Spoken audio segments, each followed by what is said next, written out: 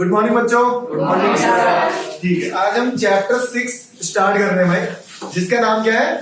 Life process. Life process में कुछ important topic है जो एग्जाम में आते हैं। देखो ये चैप्टर जो है वो लगभग तुम्हारा अभी अगर जैसे आएगा तो पहले जो आता था 16 चैप्टर है, 16 को तुम 5 से भाग करोगे, 16 पंजे 80 गुणा करोगे तो लगभग 6 मार्क्स का 5 से 6 या 7 लगा लो मैक्सिमम कि कोई चैप्टर आएगा तो वो 7 मार्क्स का आ सकता है।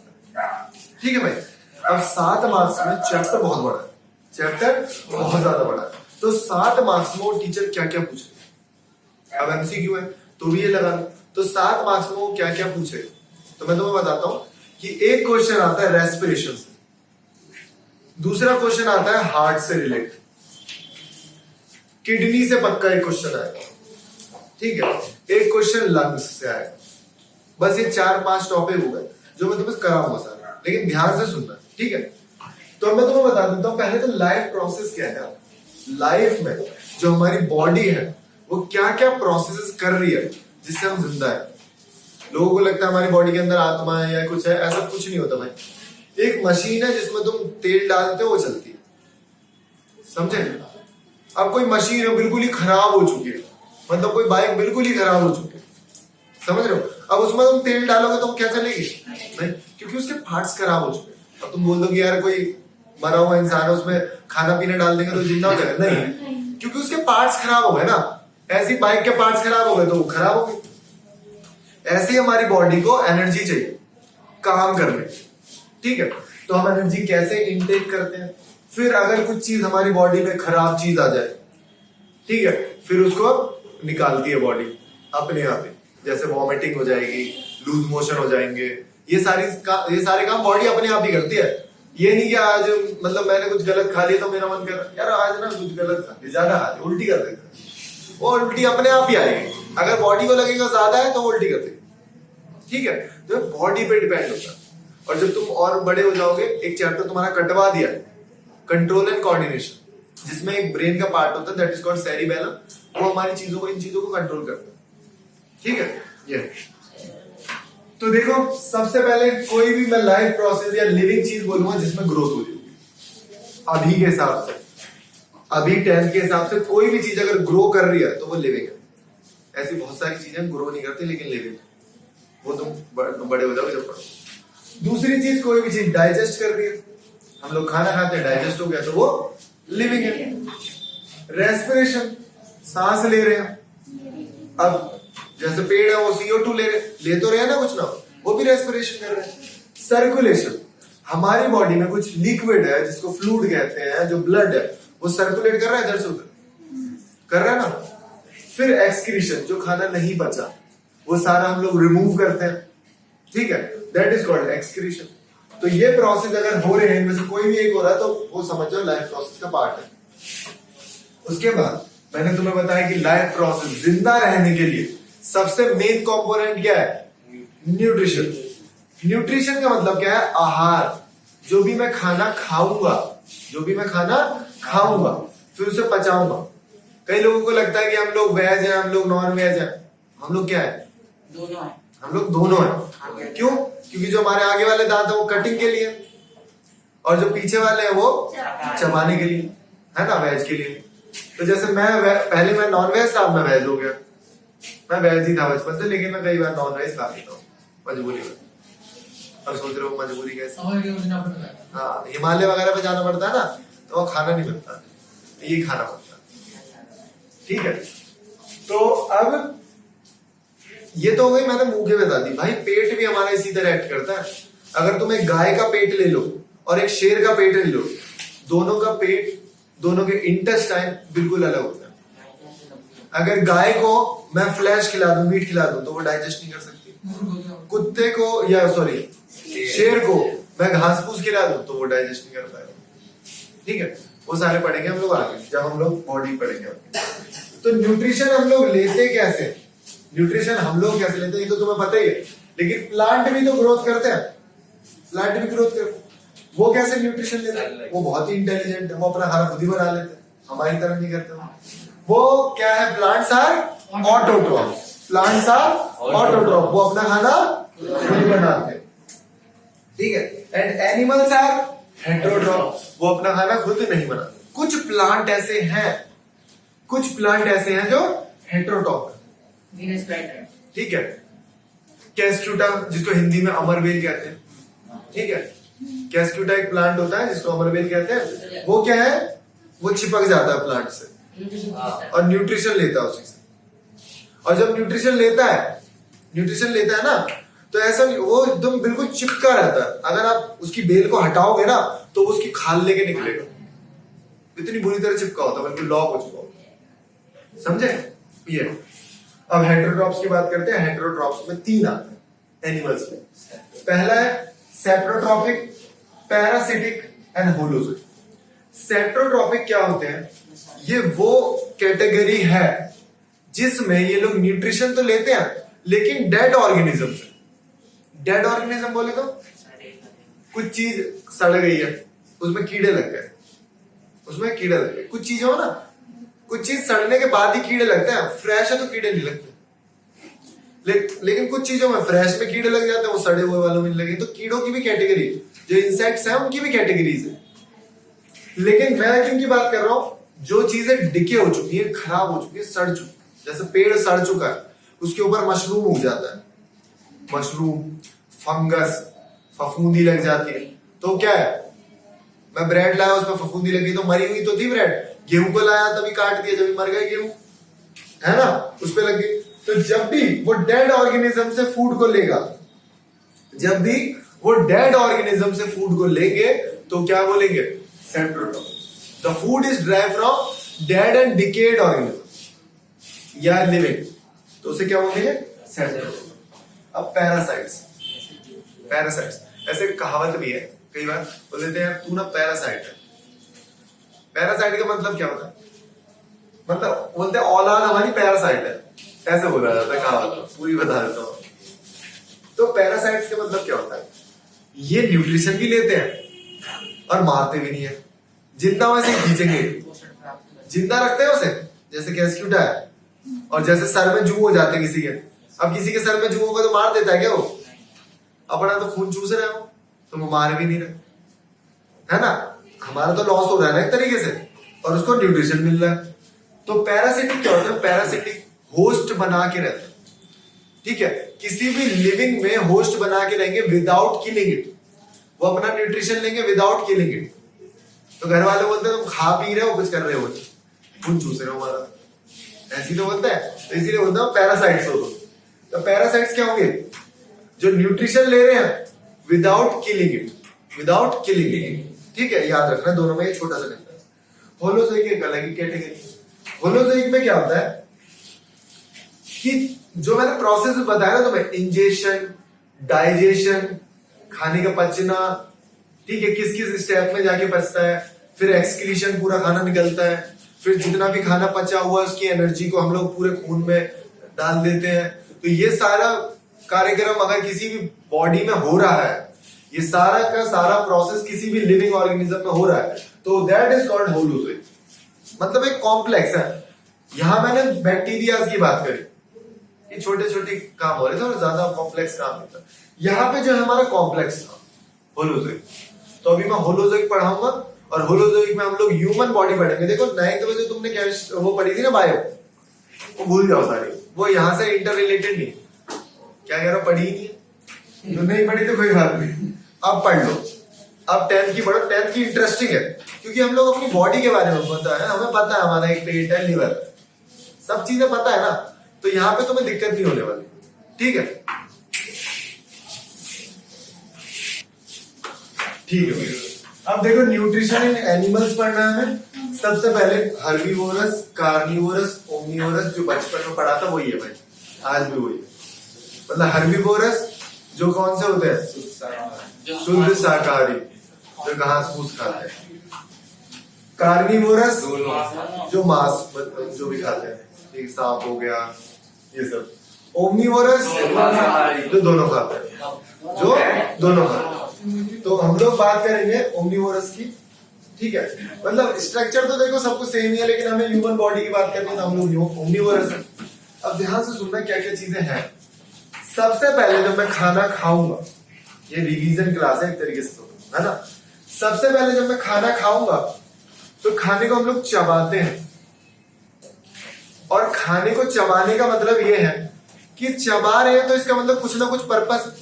मैं तुम्हें बताऊं, जो हमारी ये फूड पाइप है ना, ये नली है अंदर जिससे खाना अंदर जाता है, ये इतनी पतली है। कई मत ये मत सोचो ना कोई मोटी, कई बार एक कैंडी खरीद लो, टॉफी खरीद लो, उसको डालो, कई बार अटक जाएगी। तो अटक रही है वो टॉफी, इसका मतलब उतनी, समझ रहे हो, उतनी है ना, उतनी पतली है, बहुत पतली है।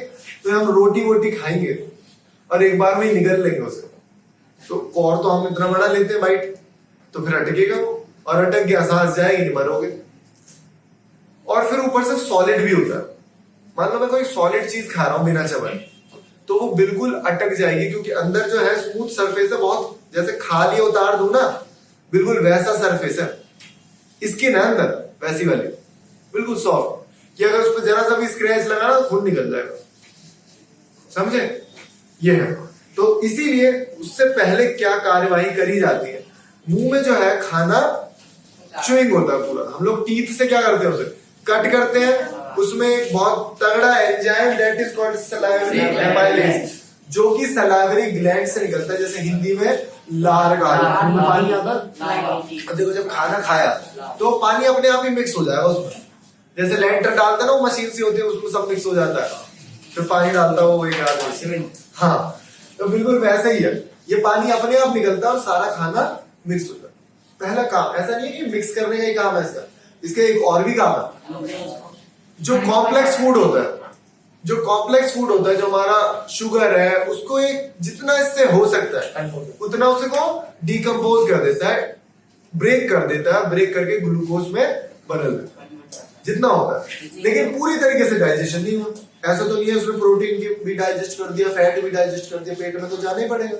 ठीक है भाई, तो सलाइवरी ग्लैंड क्या करता है, सलाइवरी एमाइलेज निकालता है और उसको कॉम्प्लेक्स फूड को सिंपल फूड में कन्वर्ट करता है। पहला स्टेप।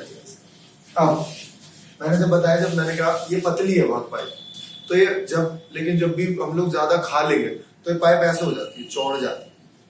ठीक है, अब ध्यान से देखो, तुमने कभी सांप को देखा है? जब सांप निगलता है तो सांप मोटा हो जाता है, क्योंकि उसके दांत वात तो है नहीं, मतलब वो तो है नहीं उसके, समझ रहे हो? उसका मतलब ऐसा तो नहीं वो चबा रहा है, वो तो सीधा अंदर ले जाता है, अंदर पेट में एसिड निकलता है और डाइजेस्ट। तो अब होता क्या है, ये जो फूड पाइप है एक्सपेंड भी हो जाता है। नहीं तो अगर एक्सपेंड नहीं होगी, मान लो जबरदस्ती कुछ खा लिया तो ये फटी जाएगी, समझ रहे हो, ब्रेक हो जाएगी।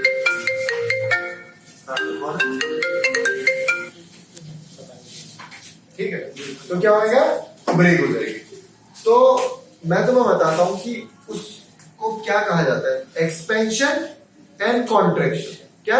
Expansion and contraction of food pipe is called peristaltic movement. Peristaltic movement कहते हैं।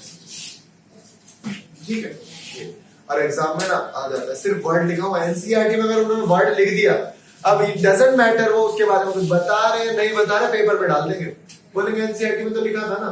अब इतने गधे तो हो नहीं तुम कहीं से पढ़ सको, बड़े बड़े बालक हो गए। Got it?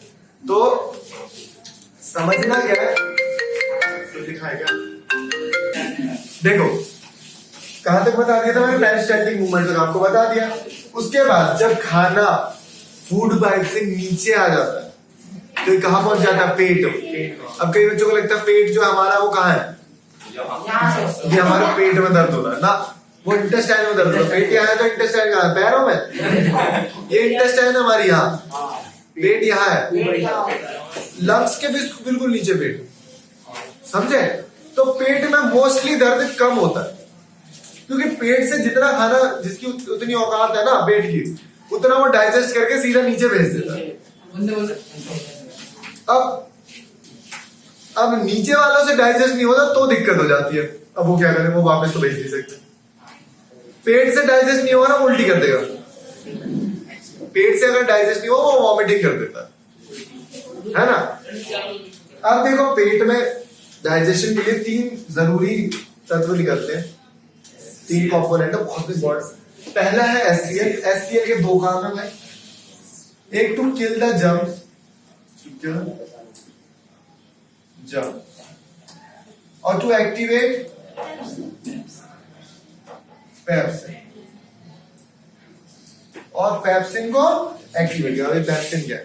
पहला काम क्या है? कई बार हमने खाना खाया, तो खाना खाने से हमारे कोई बैक्टीरिया वगैरह पेट में चला गया भाई, कोई कीड़े मकोड़े चले गए, है ना? तो HCl क्या करता है? तेजाब है, बहुत तगड़ा है, हाथ पे गिर जाए तो हाथ जल जाए, तो ये क्या करता है? उनको किल कर देता है, जो भी बैक्टीरिया है ना, जो भी हानिकारक चीज चली गई हमारे स्टमक में, उनको किल कर देता है। दूसरा काम क्या है? एक पेप्सिन होता है जो कि प्रोटीन को डाइजेस्ट करना। मैंने तुम्हें कितनी बार बताया कि प्रोटीन को डाइजेस्ट करना बहुत टफ है। अगर हम लोग आर्टिफिशियल प्रोटीन भी लेते हैं, आर्टिफिशियल जो जिम वाले पाउडर वाउडर खाते हैं, वो प्रोटीन को अगर वो जिम नहीं जाएंगे तो उनके बॉडी में डिपॉजिट हो सकता है, वो जो कि बहुत हानिकारक है। सुना तो होगा ही तुमने कि वो हानि, और उसमें भी सिर्फ 10% प्रोटीन होता है, सोचो, बाकी सारा कार्बोहाइड्रेट होता है, उसमें लिखा रहता है। तुमने कभी पढ़ा तो होगा नहीं, स्टडी नहीं करी होगी इस चीज की। मेरे जो स्टूडेंट है वो लेते रहते हैं, तो मैं उनको बताता हूँ भाई ये लो ऐसे। वैसे तो हानिकारक बोल दिया मैंने, लेकिन वो लेना जबरदस्ती है, तो बताइए तुम। अरे हवाबाजी, ठीक है। दूसरी चीज, छोटे बच्चों को, बिल्कुल छोटे बच्चों को भैंस का दूध नहीं पिलाते, तो प्रोटीन ज्यादा होता है। छोटा बच्चा डाइजेस्ट कर नहीं पाता, 10 लग जाते हैं, चल उल्टी होने, इसीलिए उसे गाय का पिलाते, उसमें फैट और वो प्रोटीन कम, उसमें भी पानी मिला के। तो पेप्सिन का काम क्या है? To digest the protein, to digest the protein. अभी देखो प्रोटीन यहाँ पेट के बस की भी नहीं है पूरा प्रोटीन डाइजेस्ट कर ले, इंटेस्टाइन में जाएगा जब जाके होगा पूरा, ठीक है। तो जितना पेट से हुआ, पेप्सिन क्या करेगा? जितना स्टमक में हो गया उतना उसने डाइजेस्ट कर दिया, उसके बाद पेट से नीचे निकल जाएगा इंटेस्टाइन। अब रूल क्या है? डाइजेस्ट होने के बाद जितना हुआ पेप्सिन ने कर दिया, उसके बाद वो जाएगा कहाँ? इंटेस्टाइन में। लेकिन अगर मैंने तुम्हें बताया पेट में जो भी खाना है वो कैसा हो चुका है? एसिडिक हो चुका है, क्योंकि ये धमाकेदार एसिड निकला हुआ। तो मैंने तुम्हें बोला कि जब एसिड निकला है वो हाथ को जला देगा, तो पेट को नहीं जला रहा होगा, तो उसको प्रोटेक्ट करने के लिए, जैसे टायर के अंदर ट्यूब होता है ना, बिल्कुल वैसे ही एक ब्लाडर होता है, वो पूरा का पूरा पेट से अंदर चिपका हुआ है, फुटबॉल के अंदर वाले की तरह, और उसको प्रोटेक्ट कर रहा है, और उसका नाम है म्यूकस। अगर उसमें जरा सा भी क्रैक आ गया ना, और जरा सा भी HCl एक बूंद भी अंदर चला गया, तो पेट में बहुत बुरी तरह जलन होने लगती है। फिर तुम लोग इनो वगैरह खाते हो, पीते हो, उससे न्यूट्रलाइज हो जाता है। उससे क्या हो जाता है? न्यूट्रलाइज हो जाता है, एसिड की जो जलन है वो नहीं हो, फिर वो धीरे धीरे अपने आप को रिकवर करता है, अपने आप को रिकवर करता है, ठीक है। अब ये काम हो गया। अब पेट जो भी खाना है वो कहां चला गया? इंटेस्टाइन। इंटेस्टाइन में भी 3-4 चीजें निकलेंगी। रुक जाओ, उससे पहले मैं तुम्हें एक इंपॉर्टेंट चीज बता दूं कि भाई ये पैनक्रियास दिख रहा है तुम्हें? ये बहुत तगड़ी चीज है, काम की चीज है, ये बहुत काम की चीज। पैनक्रियास के अंदर से भी पैनक्रिएटिक जूस निकलता है, पैनक्रियास से अंदर से भी पैनक्रिएटिक जूस निकलता है, ठीक है। तो पहला तो पैनक्रियास अमाइलेज होता है, जो कि जो भी हमने खाया है ना उसको बेस बनाता है, वो बेस ही होता है। बेस क्यों होता है? एक बात बताओ, खाना तो हमारा एसिडिक है, खाना कैसा है? एसिडिक है। अब जब वो आंतों में जाएगा, जब वो आंतों में जाएगा तो क्या हुआ? आंतों को जला देगा तो उसको क्या करता है? बाइल जूस निकलेगा जो कि पूरा उसको क्या कर देगा? न्यूट्रलाइज कर देगा, उसको न्यूट्रलाइज कर देगा, ताकि जब आंतों में जाए तो न्यूट्रल होके जाए, ठीक है। और वो एल्कलाइन कहा जाता है। एल्कलाइन वो बेसिस होते हैं जो वाटर में डिसॉल्व हो जाते हैं, water soluble bases are alkaline, ठीक है। ठीक, अब सुनो, जब पेट में खाना एकदम इकट्ठा हो चुका है, जितना डाइजेस्ट होना था हो गया, लेकिन जब वो इंटेस्टाइन में जाएगा तो इंटेस्टाइन तो बहुत पतली सी है और पेट बड़ा सा, तो जब इकट्ठा एक चीज किसी पतली सी जगह से जाएगी तो जाम लग जाएगा। जब कोई चौड़ा रोड है एकदम पतला हो जाएगा तो जाम लग जाता है वहां पे, समझे ना? कूड़ा कूड़ा फंसेगा, तो समझे? तो होता ये है कि एक स्पिंस्टर मसल होता है, जो कि एनसीईआरटी में दे रखा है, स्पिंस्टर मसल। वो क्या करता है? खाने को रोकता है, खाने को रोकता है।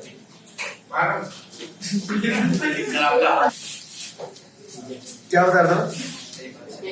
स्पिंस्टर मसल के बारे में बता दिया।